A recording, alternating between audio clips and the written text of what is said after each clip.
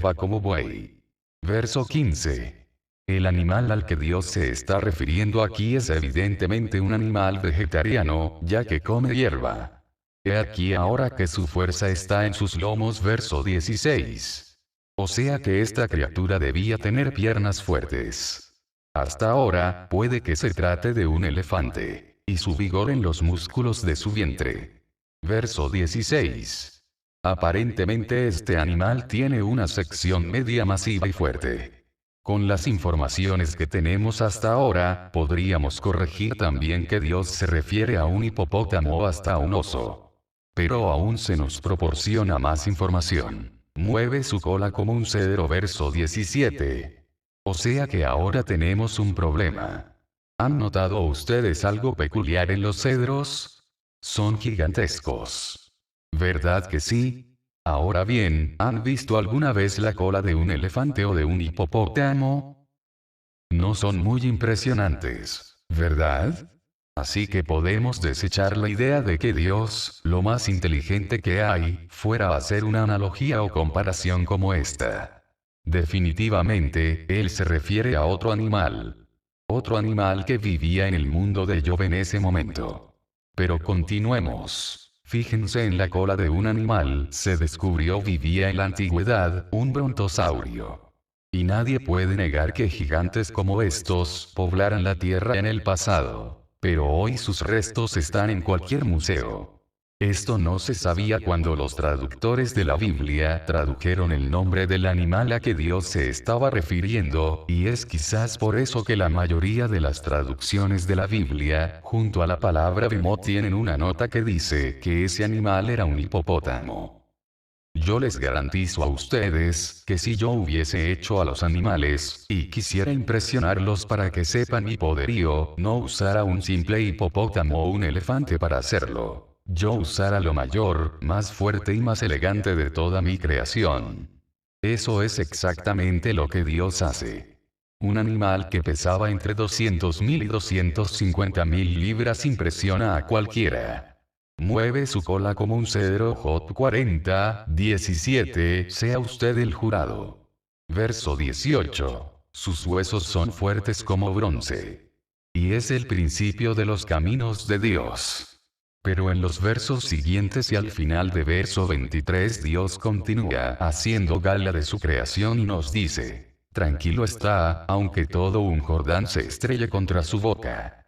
Un animal de 80 pies y 100 toneladas podía pasar el río Jordán a pie sin problemas. Otros animales dignos de consideración del mundo antiguo: brontosaurio, o apatosaurio, de 80 pies de largo y 100 toneladas, las huellas eran del tamaño de una bañera. Pero este no era el único animal gigantesco en aquellos días. El Diplodocus tenían 100 pies de largo, 10 elefantes uno tras otro, 20 toneladas, 40.000 libras. Estos eran inofensivos, siempre y cuando no se te subieran encima. Además existían otros gigantes tales como Tiranosaurio Rex de 40 pies y 6 toneladas.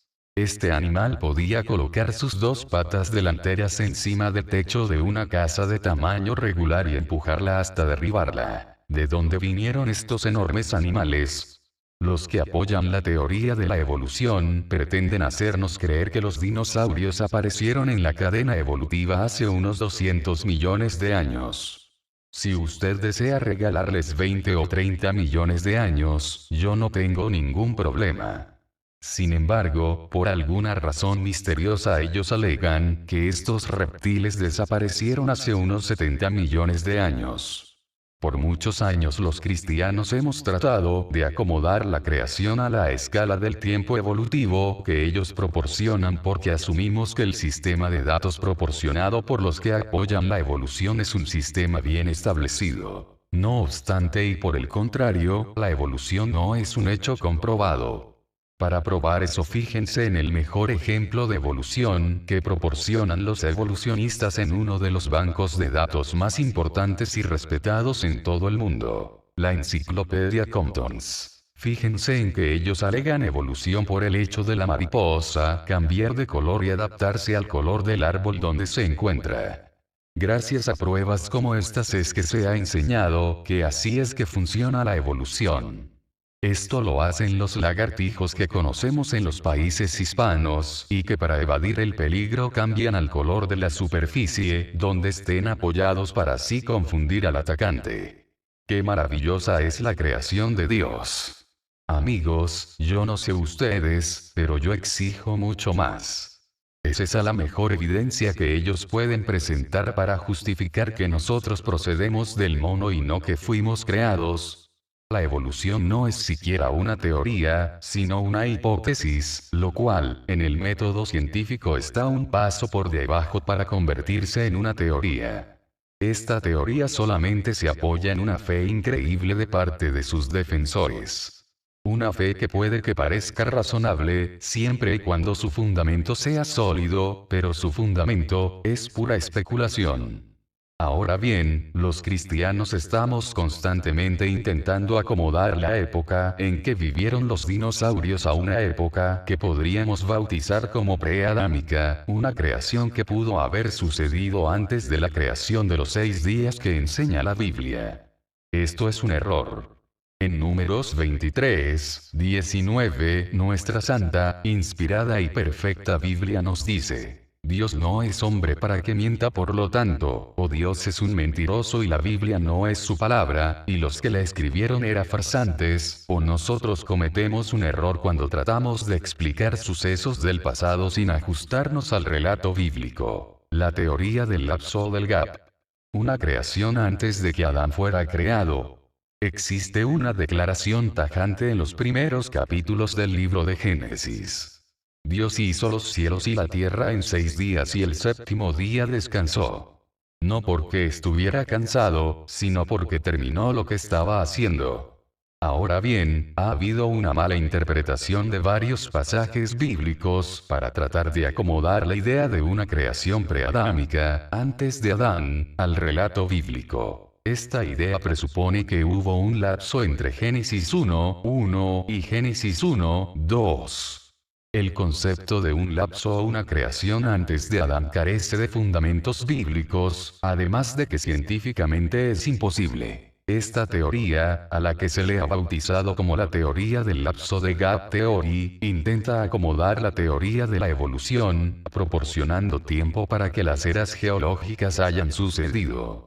Además, esta teoría incluye que bestias tales como los dinosaurios perecieron debido a algún cataclismo, el cual dejó a la Tierra desordenada y vacía, tal como dice Génesis 1:2. Estos cristianos, en su afán por acomodar la verdad de la Biblia a las teorías y conjeturas de los evolucionistas, llegan hasta dudar del recuento bíblico de un diluvio en todo el planeta, el cual tuvo que haber sido responsable del exterminio de los dinosaurios y de todos los demás seres vivientes, exceptuando los que Noé llevó consigo en el arca.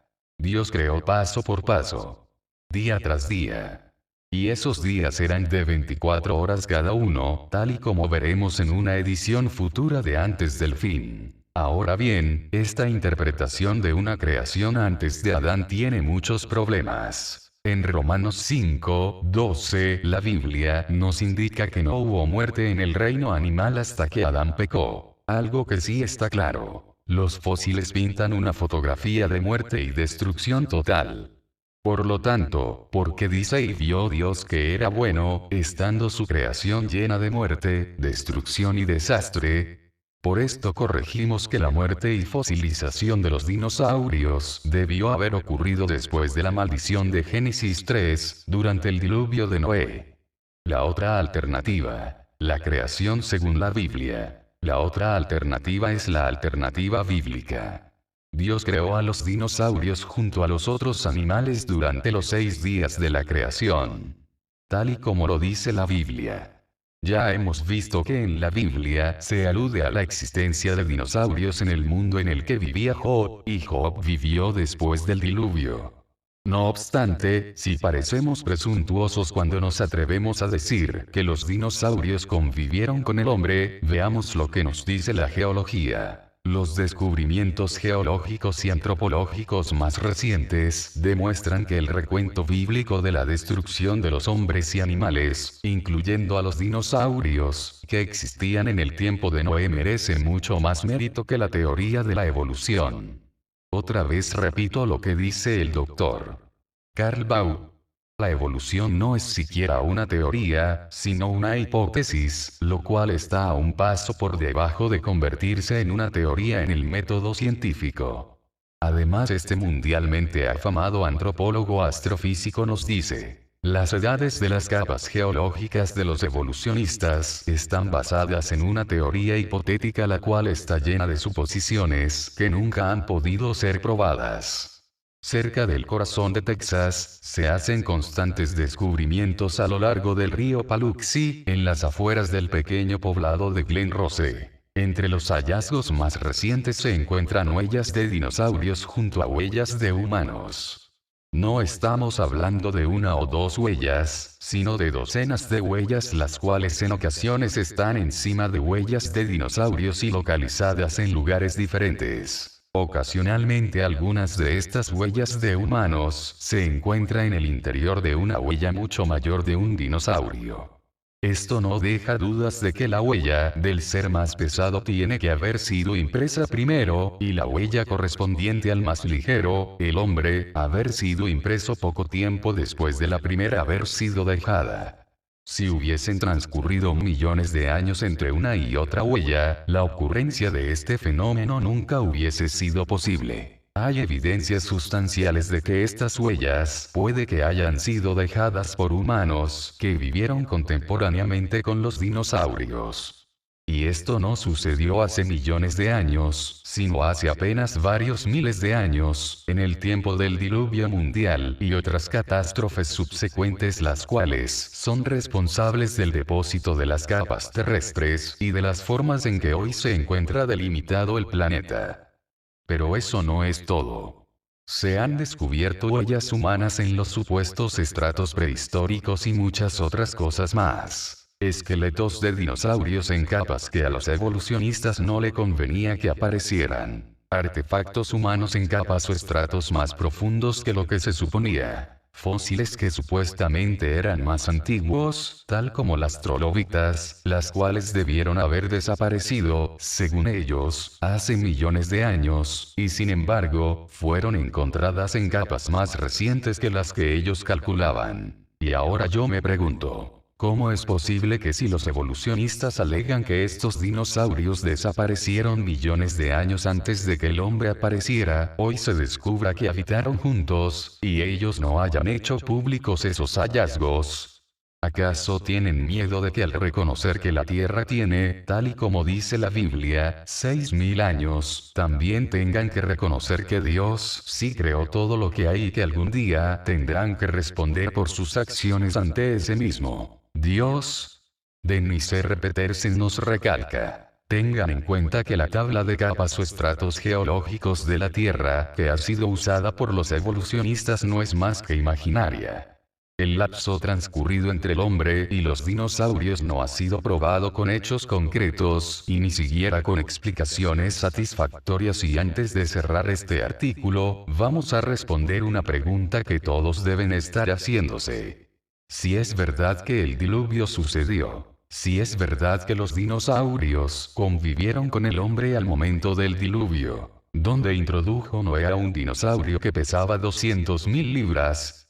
Para la respuesta a esta pregunta, simplemente les voy a citar lo que me dice una fuente autorizada en el área, la Enciclopedia Comptons. Los dinosaurios bebés crecían rápidamente y, en algunos casos, aumentaban su tamaño hasta 16.000 veces antes de alcanzar una edad adulta. Esto significa que no existía ninguna razón por la que Noé tuviera que echarse al hombro uno de esos animales para llevarlo al interior del arca.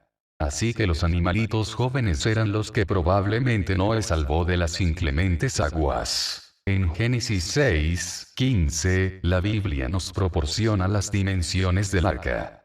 En la presentación número 107 de los descubrimientos de los científicos creacionistas, Carl Baugh, Ph.D. nos dice: Había espacio de carga suficiente en el arca para cargar todos los tipos de animales terrestres vivos y extintos de que se tienen conocimiento hasta hoy, además de alimentos para todos ellos, y todavía quedaría casi la mitad del espacio de carga del arca disponible.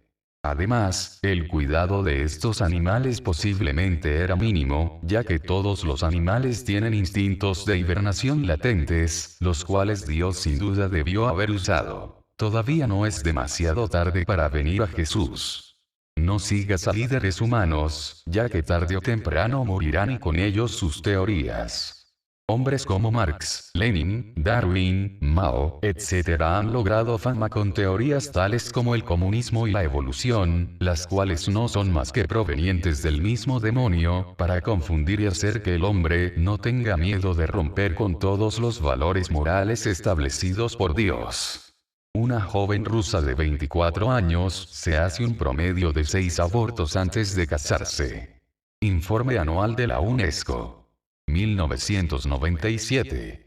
A esa juventud se le ha enseñado que viene del mono y que no hay Dios, y constantemente actúa con un pensamiento en su mente. Si todos venimos de una explosión y todos terminaremos en otra explosión, y si nunca tendré que dar cuentas a un Dios justiciero por mis acciones, ¿por qué entonces debo preocuparme a dónde iré cuando muera? Este es un pensamiento muy colectivo entre muchos, que buscan la justificación de sus actos y no el buscar la verdad en Dios su Creador. Ministerio El Arte de Servir.